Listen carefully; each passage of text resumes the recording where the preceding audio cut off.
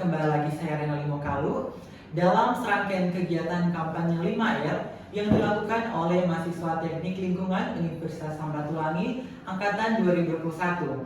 Nah, saat ini saya sudah bersama dengan narasumber, yaitu salah satu dosen yang mengajar di fakultas kami, di prodi kami, yaitu yang biasa kita panggil dengan Enci Olive. Nah, ayo kita kenal lebih jauh lagi bersama narasumber kita langsung ya. Enci Olive. Oke, terima kasih Renaldi. Halo, selamat sore semua para penonton dari Sobat Lingkungan. Saat ini saya akan memperkenalkan diri. Jadi nama saya Olivia Maria Tumurang STMT dan saya merupakan dosen dan juga staf pengajar di Prodi Teknik Lingkungan. Jadi Prodi Teknik Lingkungan ini merupakan bagian dari jurusan Teknik Sipil. Dan di Prodi Teknik Lingkungan ini kita membahas mengenai bagaimana cara mengelola lingkungan agar supaya bisa mendukung teknologi yang berkelanjutan. Nah, untuk itulah podcast ini dibuat ya, mengenai kampanye 5R. Ya, mungkin itu saja perkenalan singkat dari saya dan kembalikan kepada host kita yang sangat luar biasa saat ini. Nah, Olive apa kabar saat ini? Ya, puji Tuhan baik ya Renaldi, di tengah kesibukan sebagai tenaga pendidik dan juga ada beberapa pekerjaan freelance lainnya, kita harus tetap semangat. Oke. Dan kalau Renaldi apa kabar? Nah, baik-baik saja lagi ya, bersama teman-teman tentunya dalam keadaan sehat. Baiklah, saat ini kita akan masuk dalam sesi pertanyaan yang akan dijawab oleh narasumber kita saat ini, yaitu Enci Olive. Nah, Enci, pertanyaan pertama ya. Adakah contoh praktik 5R yang berhasil diterapkan di masyarakat yang dapat dijadikan inspirasi? Nah, bagaimana itu kira-kira? Iya, terima kasih untuk pertanyaannya Renaldi.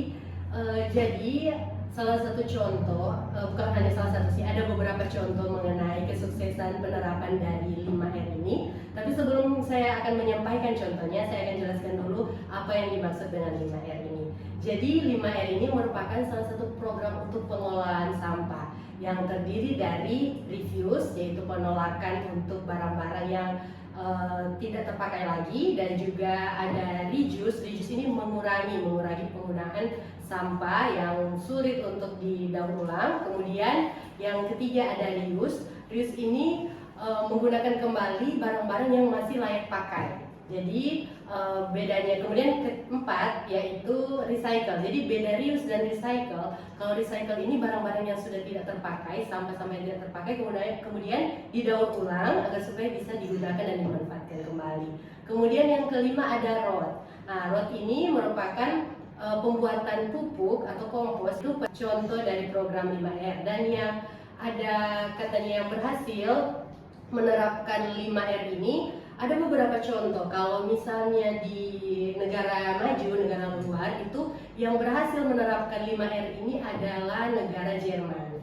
Jadi negara Jerman ini di situ mereka katanya menerapkan 5R ini itu keberhasilan mereka itu bukan dari masyarakatnya saja, tapi ada faktor-faktor pendukung seperti pemerintah yang misalnya menyediakan tempat untuk pembuangan sampah berdasarkan kelompok-kelompoknya. Kan kalau misalnya di negara kita ini, kalau untuk di pembuangan sampah kan kalau misalnya cuma ada tersedia organik dan anorganik kan.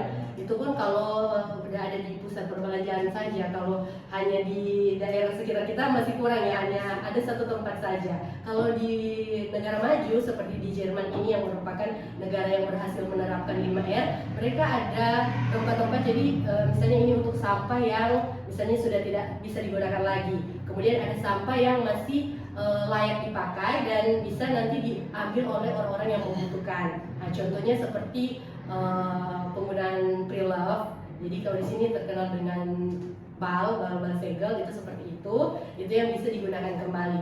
Kemudian ada sampah untuk yang recycle. Jadi recycle ini sampah-sampah yang bisa didaur ulang untuk membentuk sesuatu yang bisa bermanfaat. Jadi ada memang tempat pengelompokan untuk masyarakat setempat bisa membuang sampah sesuai dengan storage yang sudah disediakan. Jadi Fasilitasi ya. Iya, difasilitasi oleh pemerintah, harus ada dana untuk memfasilitasi itu, Renaldi. Dan di situ jadi di Jerman katanya mereka bisa mengurangi produksi sampah. Jadi sampah mereka itu berkurang selama setahun mereka bisa mengurangi sekitar 50% untuk sumbangsi sampah di negara mereka. Jadi kalau di negara luar, salah satu yang menjadi contoh yaitu negara Jerman. Dan kalau di Indonesia sendiri ada tiga kota terbaik katanya. Sudah ada ya? Iya, sudah ada 3 kota terbaik yang mampu berhasil menerapkan 5R ini. Jadi salah satu kotanya itu, kalau yang pertama katanya itu yang berdasarkan sumber dari IDN Times. Jadi yang saya baca di situ katanya kalau Surabaya itu dia sudah mampu menerapkan 5R dan untuk pengelolaan sampah mereka ini mereka gunakan untuk contohnya seperti pengelolaan sampah untuk supaya bisa membantu listrik mereka. Jadi pembangkit listrik dengan menggunakan tenaga sampah. Dan jadi di sini mereka katanya dari 1 juta ton sampah itu bisa menyumbang 5 watt untuk penggunaan listrik. Dan juga itu bisa menambah pendapatan asli daerah mereka. Jadi mereka bisa ada pendapatan asli daerah untuk Surabaya, kalau yang Cibaca sekitar 60 miliar. Wow, lumayan kan ya, ya. selain untuk menambah pendapatan dan juga bisa sebagai lapangan kerja, kan orang-orang bisa terjun langsung, jadi masyarakat bisa ikut terlibat dalam mengelola sampah. Ada juga katanya dari kota Balikpapan. Nah, Balikpapan juga merupakan salah satu kota yang berhasil menerapkan 5R. Kemudian ada juga katanya kota Banyuwangi. Nah, itu jadi Kabupaten Banyuwangi. Jadi itu ketiga kota dan kabupaten yang ada di Indonesia yang berhasil menerapkan 5R. Ya, mungkin itu saja penjelasan dari Inci. Apa tanggapan dari Rinaldi? Sudah sangat-sangat jelas sekali. Oke, baik. Saat ini kita akan masuk pada pertanyaan yang terakhir untuk sesi kali ini. Pertanyaan kepada Ci Olive, bagaimana kita dapat mendorong partisipasi masyarakat dalam 5R dan membuatnya menjadi bagian dari gaya hidup sehari-hari? Nah, seperti apa itu, Ci? Oh, baik ya. Jadi bagaimana ya cara kita untuk bisa mendorong dari partisipasi masyarakat untuk menerapkan kampanye 5R ini? Jadi selain dari yang pertama itu harus dari diri sendiri.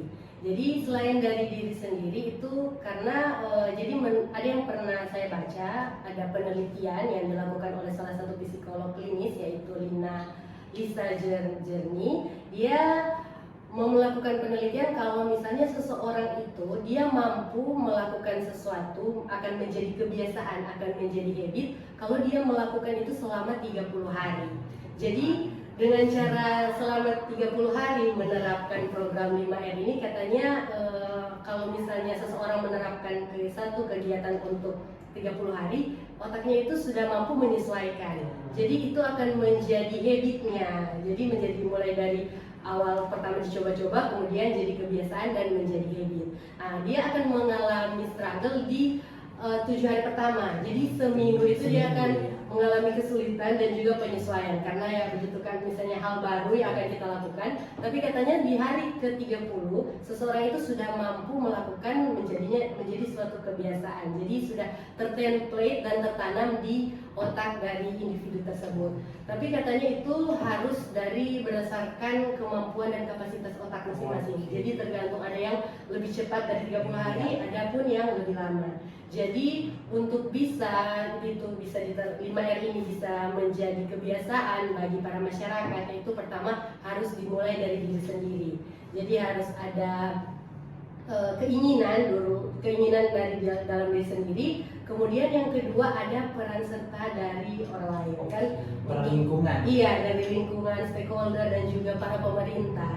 Jadi pemerintah di sini harus memfasilitasi bagaimana supaya 5R ini bisa berjalan dengan baik. Jadi pemerintah itu bisa menyediakan kayak seperti yang dilakukan oleh negara Jerman, menyediakan storage untuk masyarakat bisa membuang sampah berdasarkan storage yang sudah disediakan. Jadi berdasarkan klasifikasi dari sampah-sampah yang akan mereka buang nantinya. Dan tentunya juga dari peran serta masyarakat untuk bisa mengedukasi masyarakat supaya pemahaman mereka bagaimana untuk membuat lingkungan yang bersih, yang dipenuhi dengan teknologi yang berkelanjutan.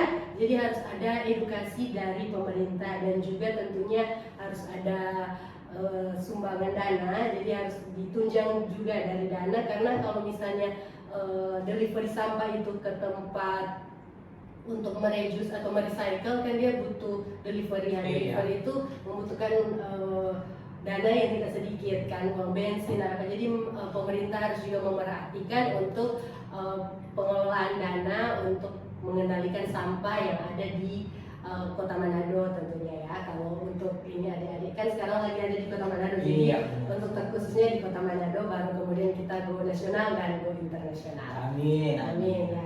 Mungkin itu saja penjelasan Ci mengenai bagaimana agar supaya 5R ini bisa diterapkan dan bisa sukses untuk dijadikan keseharian ya, jadi habit bagi masyarakat yang ada di Kota Manado. Oke.